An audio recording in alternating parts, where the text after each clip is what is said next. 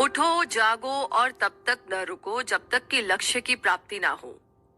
और इसी लक्ष्य की प्राप्ति के लिए आज की ये समरी आप सभी के लिए। तो आइए शुरू करते हैं summary of Vivekananda a biography, जिसे लिखा गया है स्वामी निखिलानंद द्वारा। तो आइए जानते हैं इस किताब के बारे में। अच्छा ये बताइए, क्या आपने भगवान को देखा है? कुछ इसी तरह के सवाल अक्सर स्वामी विवेकानंद पूछा करते थे जब वो बच्चे थे। उन्होंने दुनिया की हर सुख सुविधा देने वाली चीज को छोड़ दिया था।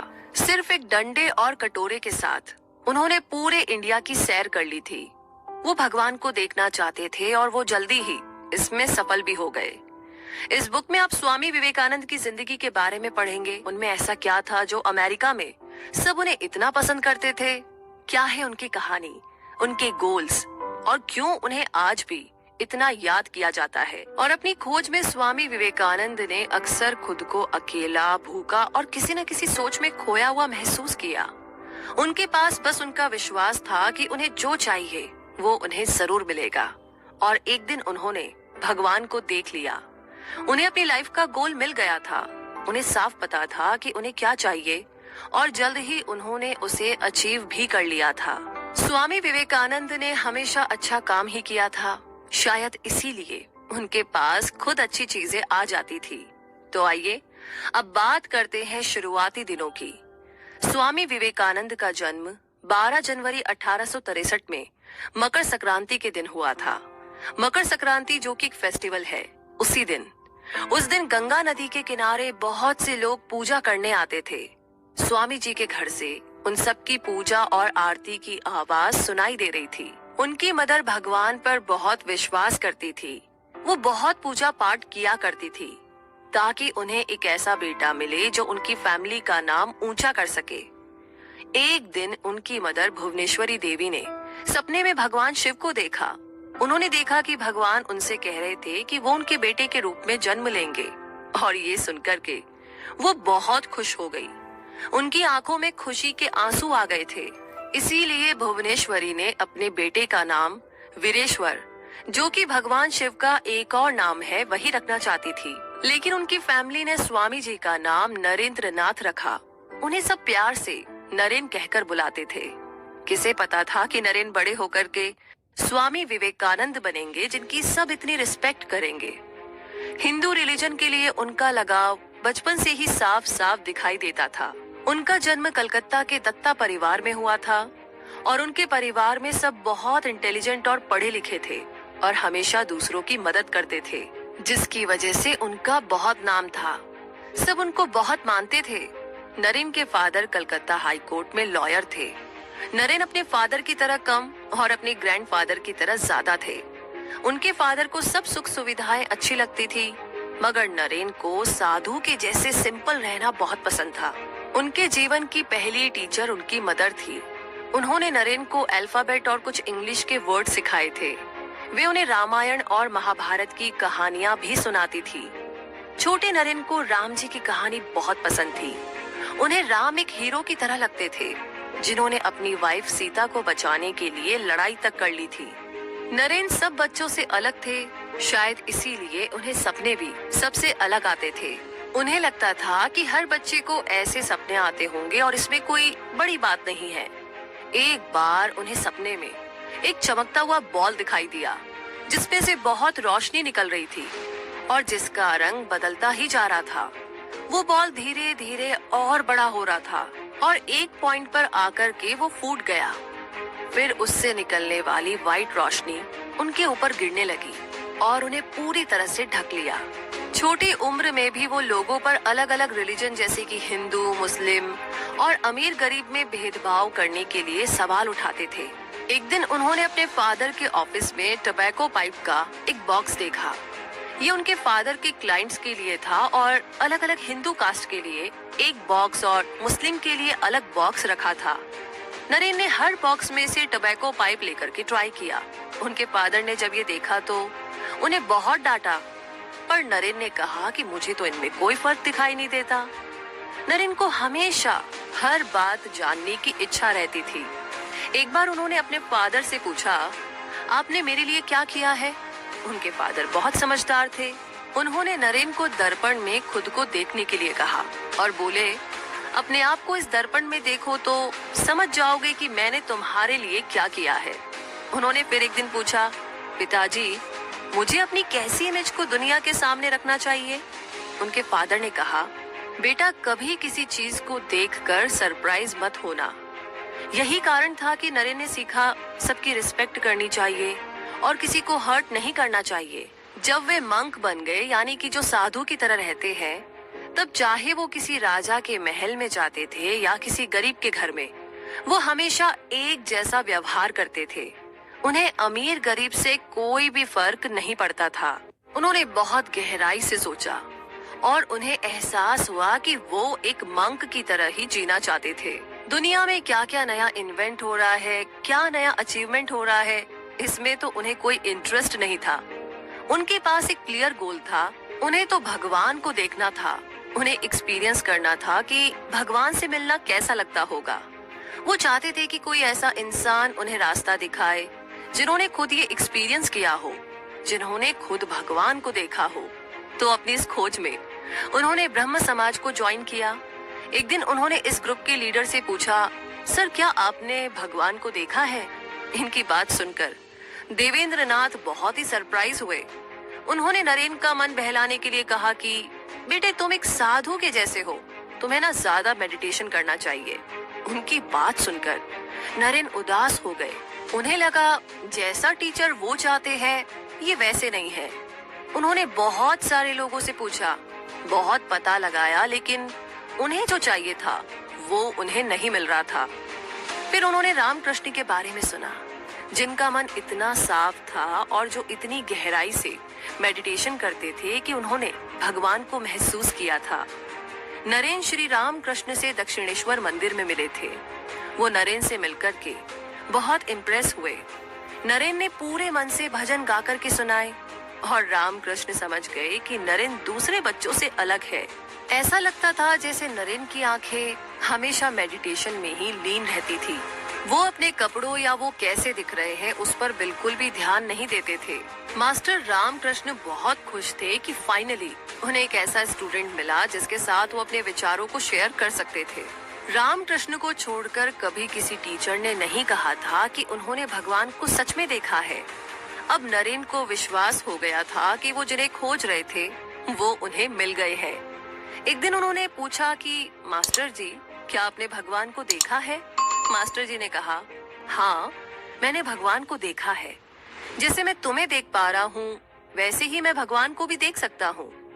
भगवान को देखा जा सकता है, उनसे बातें की जा सकती है। लोग अपनी फैमिली, पैसा, प्रॉपर्टी के लिए रोते हैं, मगर भगवान की एक झलक देखने की इच्छा किसी में नहीं है। कोई उन्हें देखने के लिए आंसू नहीं बहाता। अगर कोई सच में भगवान को देखना चाहता है तो वो उन्हें देख सकता है। ये सुनकर के नरेन के मन को बहुत ही ज्यादा शांति मिली। तो इसी के साथ इस सफर में आगे रामकृष्ण की डेथ के बाद सारे मंक बेघर हो गए। नरेन अब 23 साल के हो गए थे। अब ये उनकी रिस्पॉन्सिबिलिटी थी कि वो नए मंक का ध्यान रखे और उन्हें पढ़ाए। रामकृष्ण के एक फॉलोअर ने उन सबको रेंट पर एक घर देने का ऑफर दिया। तो यहीं से 12 नगर मठ की शुरुआत हुई। नरेन पूरे मन से नए स्टूडेंट्स को पढ़ाने में लग गए।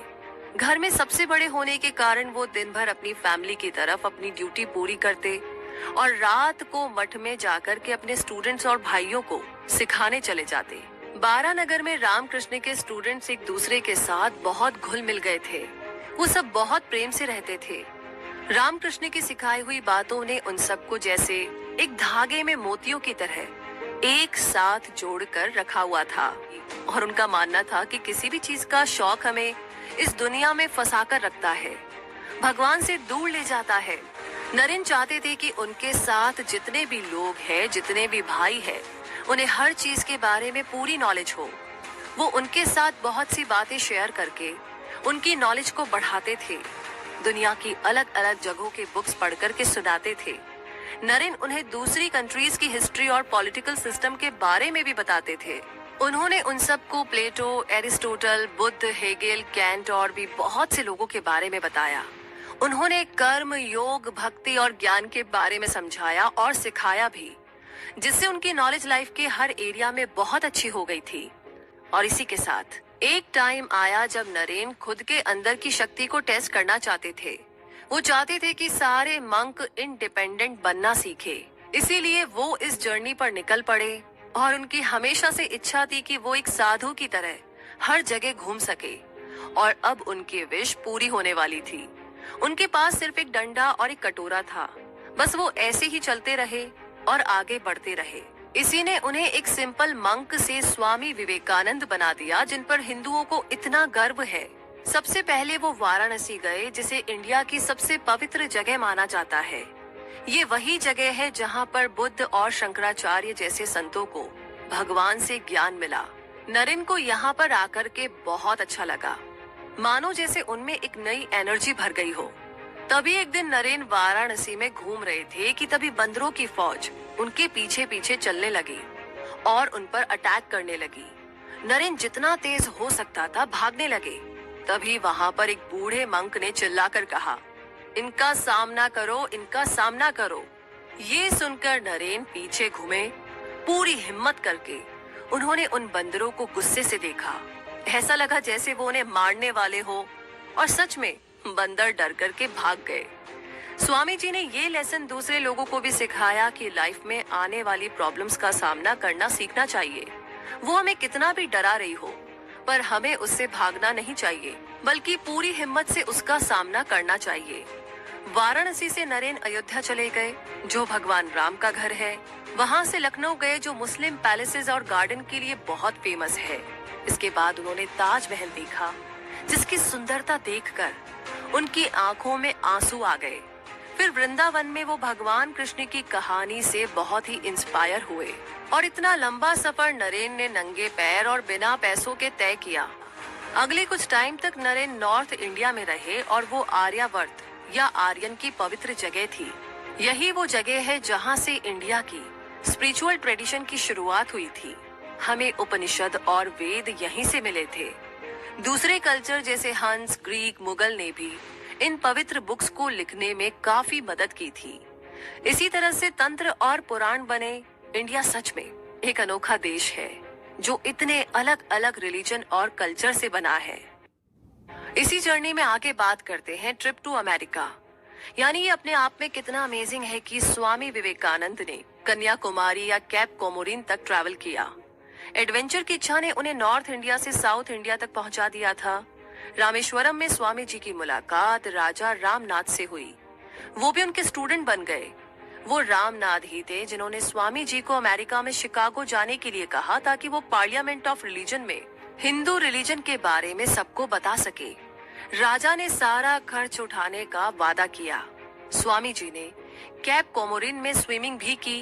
वो अपनी जर्नी पूरी होने से बहुत खुश थे। पूरे इंडिया में घूमकर वो और भी ज्यादा समझदार और जानकार हो गए थे। और सबसे जरूरी बात, उन्हें इंडिया में रहने वाले लोगों की गरीबी और तकलीफ के बारे में भी पता चला। ज्यादातर लोग बहुत गरीब थे। लैंडलॉर्ड, रूलर्स और पुजारियों ने तो बहुत ही ज्यादा अत्याचार कर रखा था।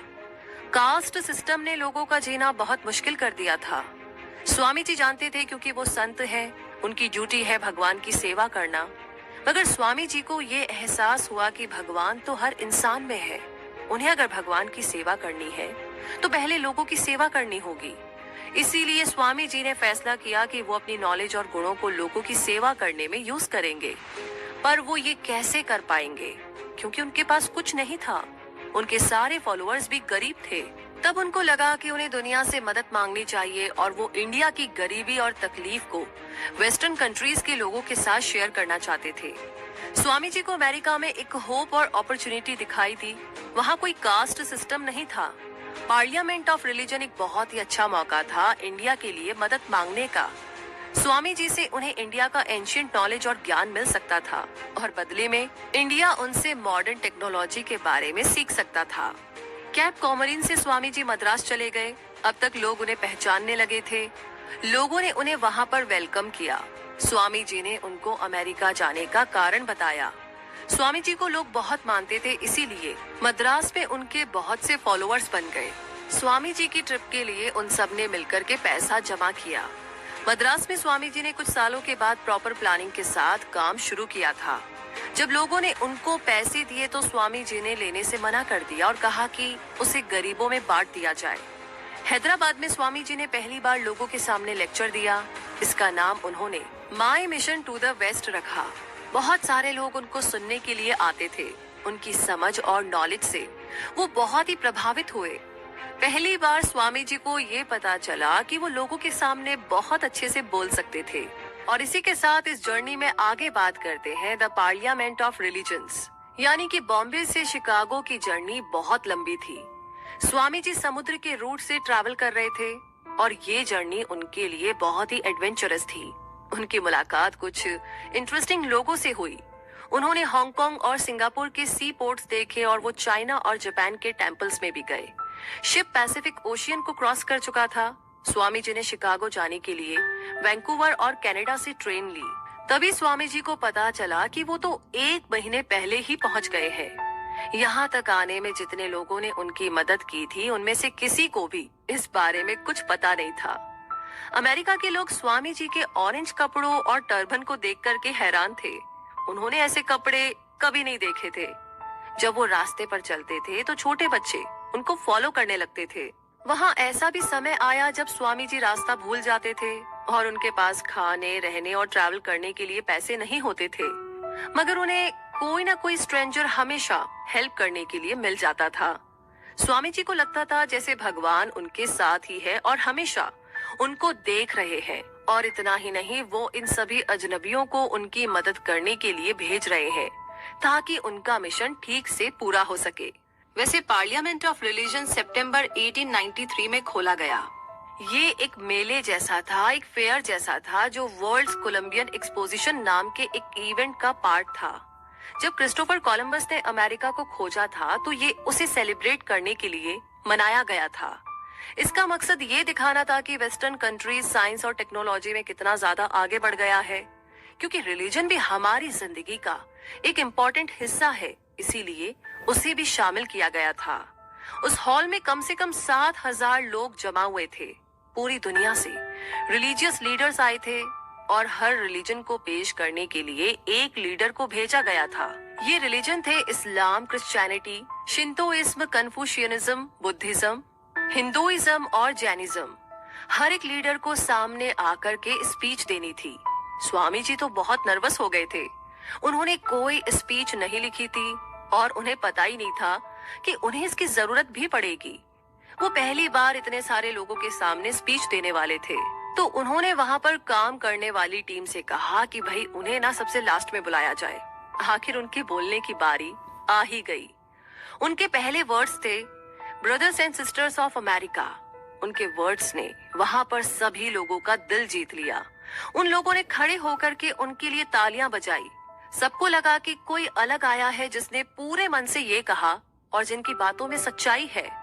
वो सबसे ये कहना चाहते थे कि हमें एक दूसरे को एक्सेप्ट करना सीखना होगा। हमें एक दूसरे को समझने की और शांति बना करके रखने की जरूरत है।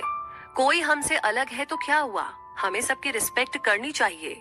उन्होंने बताया कि कैसे पुराने समय में इंडिया ने जोरास्ट्रियन और इजराइल के लोगों को सहारा दिया था और इंडिया में रहने की जगह दी थी। वो समझा रहे थे कि अलग अलग रिलीजन के लोग छोटी छोटी नदी की तरह है, जो अलग तो हो सकते हैं मगर सबके सब अंत में समुद्र में जाकर मिल जाते हैं, एक हो जाते हैं और वो समुद्र है भगवान। उन्होंने सिर्फ अपने रिलीजन के बारे में बात नहीं की बल्कि दुनिया के सारे रिलीजन के बारे में बताया। उनकी यही बात और सोचने का तरीका उन्हें भीड़ में सबसे अलग बनाती थी। समय के साथ दुनिया बहुत मॉडर्न हो गई थी और इसी मॉडर्न दुनिया से उन्होंने रिक्वेस्ट की कि हमें भेदभाव को खत्म करना होगा। हर जाति, रंग और कास्ट को एक्सेप्ट करना होगा, स्वीकार करना होगा।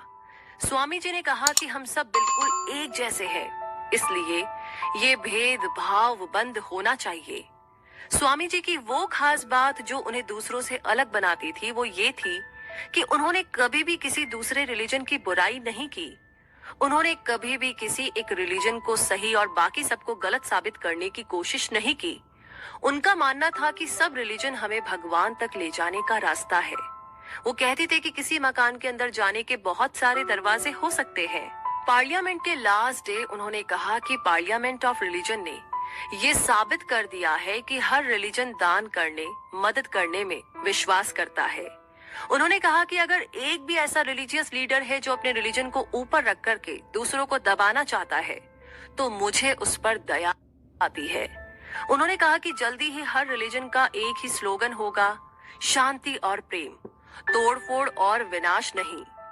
एक रात में ही स्वामी जी जैसे एक सेलिब्रिटी बन गए थे। लोग उनकी बातों को और उनकी सच्चाई को बहुत पसंद करते थे। पूरे शिकागो में स्वामी जी की फोटो के बड़े बड़े पोस्टर लगे हुए थे। उनकी फोटो के नीचे लिखा था, द मंक विवेकानंद। जो भी उनकी फोटो के सामने से गुजरता था वो वहाँ पर रुक करके सिर झुका करके जाता था। पार्लियामेंट ऑफ रिलीजन के बारे में इंडिया में खबर आने लगी। न्यूज़पेपर और मैगजीन में स्वामी जी की स्पीच छपने लगी। सारे हिंदुओं को बहुत ही गर्व फील हो रहा था, प्राउड फील हो रहा था। मठ में जो भी उनके भाई थे, उन्हें तो विश्वास ही नहीं हो रहा था कि ये वही नरेन है जिनका इतना नाम हो गया है। जब स्वामी जी ने उनको लेटर लिखा तब जाकर के उन्हें विश्वास हुआ। अमेरिका में स्वामी जी की लोग बहुत मदद करते थे, लेकिन वो उन पर डिपेंड नहीं रहना चाहते थे। इसीलिए वो अमेरिका में जगह जगह लेक्चर देने लगे ताकि उन्हें कुछ पैसे मिल सके। हर जगह उन्होंने दया और सबको स्वीकार करने वाली सोच को फैलाने की कोशिश की। स्वामी जी ने न्यूयॉर्क, बोस्टन, वॉशिंगटन और कैम्ब्रिज में लेक्चर दिया और उनका जो गोल था वो अब जाकर के पूरा हुआ था। उन्होंने पूरी दुनिया को हिंदू रिलीजन और उसके विचारों के बारे में बताया था और इसी वजह से अब वो इंडिया में गरीब लोगों की मदद कर सकते थे।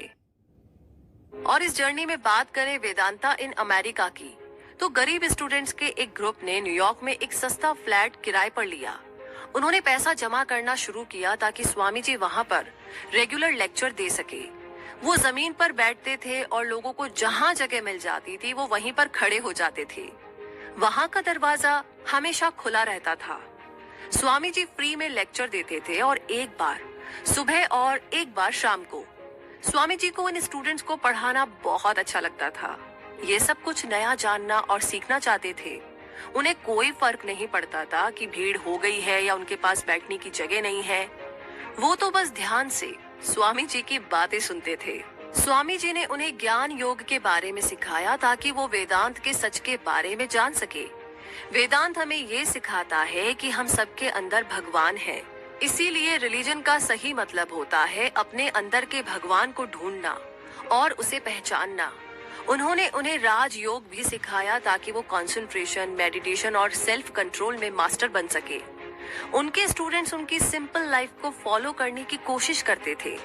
वो भी स्वामी जी की तरह किसी गलत सोच या काम से बचने की कोशिश करते थे। कई स्टूडेंट ऐसे थे जो इन सब को लेकर के बहुत ज्यादा सीरियस थे। उनके साथ स्वामी जी रोज मेडिटेशन किया करते थे और उन्होंने ये भी सिखाया कि कैसे डीप कंसंट्रेशन से हम अपनी बॉडी से अलग होकर के भी खुद को फील कर सकते हैं। अमेरिका में स्वामी जी ने अपनी लिखी हुई किताब को पब्लिश किया जो बहुत ही फेमस हुई, जिन्हें आज भी पढ़ा जाता है। वो है राजयोग, ज्ञान योग, भक्ति योग और कर्म योग। उनके फॉलोअर्स को ये किताबें बहुत पसंद आई। इसमें प्रोफेसर्स, डॉक्टर्स, बिजनेसमैन और चर्च के लीडर्स भी शामिल थे। अब आगे इस जर्नी में बात करते हैं रिटर्न टू इंडिया की। तो हजारों लोग पोर्ट पर स्वामी जी के आने का इंतजार कर रहे थे। जब उनके कपड़े की एक झलक दिखाई दी तो वो सब बहुत खुश हो गए। सब उनका नाम लेकर के चीयर कर रहे थे।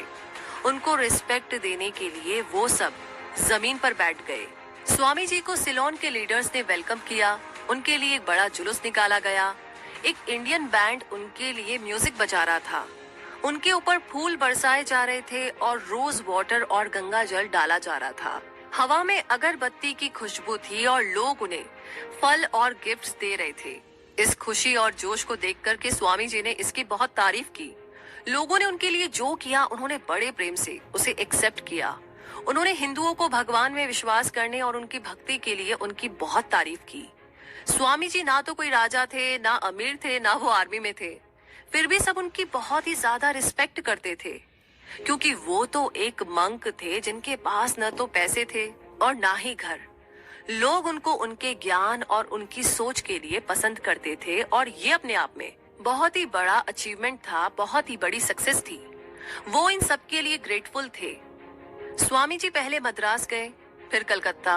वो जहाँ भी जाते लोग उन्हें वेलकम करने के लिए इंतजार करते थे। लोगों में उन्हें देखने और उनकी बातों को सुनने की बड़ी इच्छा थी। एक बार उनके एक फॉलोअर ने उनसे पूछा कि क्या आप इन सब से थक नहीं जाते हैं? तो स्वामी जी ने कहा कि भगवान का काम करने में थकान होती ही नहीं। कुछ लोग ऐसे भी थे जो उनके साथ डिबेट करने आते थे या वो जो सिखाते थे उस पर सवाल उठाने आते थे। कुछ ऐसे लोग भी आते थे जो उनकी नॉलेज को टेस्ट करना चाहते थे। स्वामी जी सबसे मिलते थे, मगर उनका पूरा ध्यान उन स्टूडेंट्स पर रहता था जो सच में कुछ सीखना चाहते थे। स्टूडेंट्स को पढ़ाना उन्हें सबसे ज्यादा पसंद था। एक दिन उनके पास एक आदमी आया जो बहुत परेशान था। उसने कहा कि उसने सब कुछ करके देख लिया, लेकिन वो भगवान को नहीं ढूंढ पा रहा है। उसके टीचर जैसा कहते थे वो वैसा ही करता था। भगवान की मूर्ति की पूजा करता था, आंखें बंद करके अपने रूम में मेडिटेशन करने की कोशिश करता था, फिर भी उसे मन की शांति नहीं मिलती। मैं क्या करूं? उसने स्वामी जी से पूछा। स्वामी जी को उस पर दया आ गई। उन्होंने कहा, अपने दरवाजे, अपनी आंखें खोलो, अपने चारों तरफ देखो। उन्होंने उसे अपने आसपास गरीब और कमजोर लोगों को देखने को कहा और बोले कि उसे पूरी मेहनत और मन से उनकी मदद करनी चाहिए। अगर वो भूखे हैं तो उन्हें खाना दीजिए, अगर वो बीमार है तो उन्हें दवाई दो, अगर वो पढ़े लिखे नहीं है तो उन्हें पढ़ाओ। पूरे मन से उनकी सेवा करो, तभी तुम्हें शांति मिलेगी। अब इस जर्नी में आगे बात करते हैं नॉर्दर्न इंडिया की। जी हाँ, स्वामी जी को अस्थमा हो गया था। डॉक्टर्स ने उन्हें नॉर्थ इंडिया जाने के लिए कहा क्योंकि वहाँ पर क्लाइमेट अच्छा रहता था। नॉर्थ के लोग बहुत समय से स्वामी जी को बुला भी रहे थे, इसीलिए स्वामी जी मान गए। अपने दोस्त को लिखे लेटर में उन्होंने कहा कि वो बहुत ज्यादा थकान महसूस करते हैं। उनके लेटर में लिखा था, मैं खुश हूँ, मैंने कुछ लोगों में भलाई करने की इच्छा को जगाया है। मैं बस यही तो चाहता था, मैंने अपना काम कर दिया। अब डेस्टिनी को अपना काम करने दो। मैंने जिंदगी को देख लिया है, मुझसे जितना अच्छा हो सका मैंने किया, मैं खुश हूँ। स्वामी जी ने नॉर्थ इंडिया के हर स्टेट में लेक्चर दिया। वो अल्मोड़ा, जम्मू, लाहौर और भी बहुत सी जगह गए। सब जगह उन्होंने इसी बात पर जोर दिया कि हर एक को खुद को अच्छा इंसान बनाना होगा। एक एक करके सब अच्छे होते जाएंगे तो पूरा देश अच्छा और स्ट्रांग बन जाएगा, मजबूत बन जाएगा। उन्होंने कहा कि जिंदगी में आप किसी भी रास्ते पर चले, लेकिन खुद को एक अच्छा इंसान बनाना सबसे ज्यादा इम्पोर्टेंट है। अपने अंदर प्यार, सेल्फ रिस्पेक्ट, हिम्मत और दूसरों की मदद करने की भावना जैसी क्वालिटीज को डेवलप करना चाहिए, क्योंकि ये आपको बहुत स्ट्रांग बना देता है। उन्होंने लोगों से संस्कृत भाषा को प्रमोट करने के लिए भी कहा ताकि हिंदू रिलीजन कहीं खत्म ना हो जाए। स्वामी जी एकता को बढ़ावा देने के लिए एक कास्ट की दूसरे कास्ट में शादी करने की बात भी करते थे। उन्होंने यूनिवर्सिटीज को भी कहा कि स्टूडेंट्स को सिर्फ क्लर्क, लॉयर या डिप्लोमेट ना बनाएं, बल्कि उन्हें अपने देश की सेवा करने और अपने देश से प्यार करना भी सिखाए। उन्होंने हमें ये भी सिखाया कि इंडिया में दोनों रिलीजन, इस्लाम और हिंदू, साथ मिलकर रह सकते हैं। कुरान और वेद दोनों ही इंसान को आगे बढ़ने का रास्ता दिखा सकते हैं। बहुत से यंग लोग स्वामी जी से इंस्पायर होकर के उनकी तरह संत बनकर रहना चाहते थे। वो उनके पास सीखने और ट्रेनिंग लेने आते थे। स्वामी जी उन्हें सिखाने में जुट गए कि भगवान को कैसे पाया जा सकता है और कैसे हमें दूसरों की मदद और सेवा करनी चाहिए। स्वामी जी के वेस्टर्न दोस्तों ने एक नए मठ को बनाने में उनकी मदद की। इसका नाम बेलूर मठ रखा गया। ये रामकृष्ण के फॉलोअर्स के लिए हेडक्वार्टर बन गया। हर रोज बहुत से लोग स्वामी जी से यहाँ पर मिलने आते। उन्हें हजारों खत भी आते थे और लोग भगवान को पाने में उनकी मदद लेना चाहते थे, उनसे सीखना चाहते थे। और अब इस जर्नी में चलते हैं अंत की तरफ, यानी कि अंत में स्वामी जी बेलूर मठ में रहने लगे। उनका अस्थमा और खराब होता जा रहा था। डॉक्टर्स ने उन्हें सब काम छोड़ करके रिटायर होने के लिए कहा। इसीलिए स्वामी जी अब ज्यादा समय मठ के अंदर ही रहते थे। कभी कभी वो वॉक करने निकलते थे, कभी किचन में जाकर देखते कि सब काम ठीक से चल रहा है ना। कभी कभी तो खुद भी खाना बना लिया करते थे। कभी नए मंक्स के साथ भजन गाने लगते थे। स्वामी जी ने स्टडी करना चालू रखा और खुद को उसमें बिजी कर लिया। हमारी जो सेक्रेट बुक्स है वे उनके बारे में भी लेक्चर दिया करते थे। दिन ब दिन उनकी बॉडी वीक होती जा रही थी, मगर उनका दिमाग अभी भी बहुत शार्प था। अगर कोई मंक उन्हें आराम करने के लिए कहता तो वो मानते नहीं थे। स्वामी जी को इंसाइक्लोपीडिया ब्रिटानिका बहुत पसंद आई। एक मंक ने कहा कि इस किताब के सारे 25 वॉल्यूम को याद करना बहुत मुश्किल है। पर स्वामी जी तब तक 11वां वॉल्यूम शुरू कर चुके थे। उन्होंने उस मंक से कहा कि जो 10 वॉल्यूम वो पढ़ चुके हैं उनमें से वो कुछ भी पूछ सकता है। वो मंक बहुत सरप्राइज हुआ ये देख करके कि स्वामी जी को सारे जवाब आते थे। यहाँ तक कि उन्होंने उन बुक्स की कुछ लाइंस भी बोल करके दिखाई। बेलूर मठ के पास कंस्ट्रक्शन का काम चल रहा था और वहाँ पर काम करने वाले गरीब और अनपढ़ वर्कर्स को स्वामी जी ने देखा। ऐसा लगा जैसे सोसाइटी को इन लोगों से कुछ मतलब ही नहीं था। स्वामी जी को उन पर बहुत दया आई और वो उनसे बातें किया करते और उनकी लाइफ की कहानी पूछा करते थे। अपने स्टूडेंट से कहा कि मैंने सच में इन लोगों के अंदर भगवान को देखा। देखो ये कितने सिंपल और सच्चे हैं। स्वामी जी को महसूस हो गया था कि वो 40 की उम्र तक नहीं पहुंच पाएंगे। उनकी उम्र उस समय 39 साल 5 महीने हो चुकी थी। उन्होंने पंचांग भी देखा और ये कैलकुलेट करने के लिए कि उनकी डेथ कब होने वाली है। स्वामी जी ने अपने सीनियर मंक को बता दिया था कि अपना अंतिम संस्कार वो कहाँ चाहते थे। वो उसी मठ के ग्राउंड में एक जगह थी। शुक्रवार शाम 7 बजे बेल बजी। पूजा का समय हो गया था। स्वामी जी अपने कमरे में पूजा और मेडिटेशन करने चले गए। उन्होंने अपने सेवक से कहा कि वो 1 घंटे रूम में रहेंगे और कोई उन्हें डिस्टर्ब ना करे। उसके बाद स्वामी जी ने अपने सेवक को मदद के लिए बुलाया। कमरे के सभी विंडोज को, खिड़की दरवाजों को खोला गया ताकि फ्रेश हवा आ सके। स्वामी जी बिस्तर पर लेट गए। उनके सेवक ने सोचा कि वो सो गए हैं। वो वैसे ही लेटे रहे और उनके चेहरे पर बहुत शांति थी। वो लंबी सांसें ले रहे थे। फिर उनके हाथ कांपने लगे। उनके नाक, आंख और मुंह से ब्लड निकलने लगा। योग बुक में बताया गया है कि एक महान और पवित्र संत की आत्मा सिर से बाहर निकलती है, जिसकी वजह से ब्लीडिंग होती है। ये घटना रात 9 बजे हुई। डॉक्टर्स ने बताया कि इसका कारण एपोप्लेक्सी या अचानक सुनना बंद हो जाने से ऐसा हुआ था।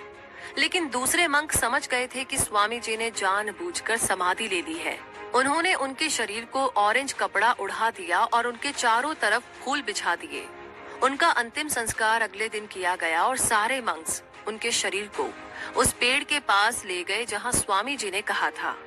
वो सब प्रार्थना कर रहे थे और उनकी चिता को आग दे दी गई। उन्हें स्वामी जी की कही हुई बात याद आ रही थी। एक समय आएगा जब मैं अपने शरीर को एक पहने हुए कपड़े की तरह छोड़ दूंगा, मगर ये मुझे काम करने से रोक नहीं पाएगा। मैं हमेशा लोगों को इंस्पायर करता रहूंगा तब तक जब तक वो समझ नहीं जाते कि वो उस भगवान का ही एक पार्ट है। हो सकता है मैं बार बार जन्म लूं, हो सकता है मैं पैदा होने के बाद बहुत सारे दुख को झेलूं। इस तरह मैं उस भगवान की हमेशा पूजा कर पाऊंगा जिन पर मुझे सबसे ज्यादा विश्वास है। वो भगवान एक ही है जिनमें हम सबकी आत्मा मिल जाती है। तो इसी बात के साथ हम पहुंच गए हैं कंक्लूजन पर, यानी कि स्वामी जी हर इंसान में भगवान को देखते थे। वो समझ गए थे कि भगवान को पाने और उनकी सेवा करने के लिए हमें गरीब और कमजोर लोगों की मदद और सेवा करनी चाहिए।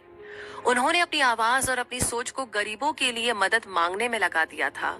वो पूरी कंट्री में घूमे और हर जगह उन्हें यही गरीबी दिखाई दी। उन्होंने अपने स्पेशल गिफ्ट को लोगों की सेवा करने में लगा दिया।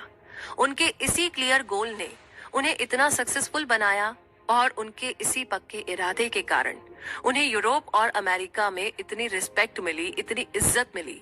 आपने स्वामी विवेकानंद के बारे में जाना और सीखा।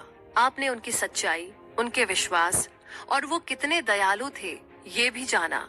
वो सच में एक महान इंसान थे जिनकी जितनी भी तारीफ की जाए वो कम है। उन्होंने प्यार, शांति बनाकर रखना और एक दूसरे को एक्सेप्ट करने की बात पर हमेशा जोर दिया है। अब ये हमारी ड्यूटी है, हमारी जिम्मेदारी है कि हम इसे हमेशा याद रखें और इसे ज्यादा से ज्यादा लोगों को बताएं। और इसी महान बात के साथ ये समरी यहीं पर खत्म होती है।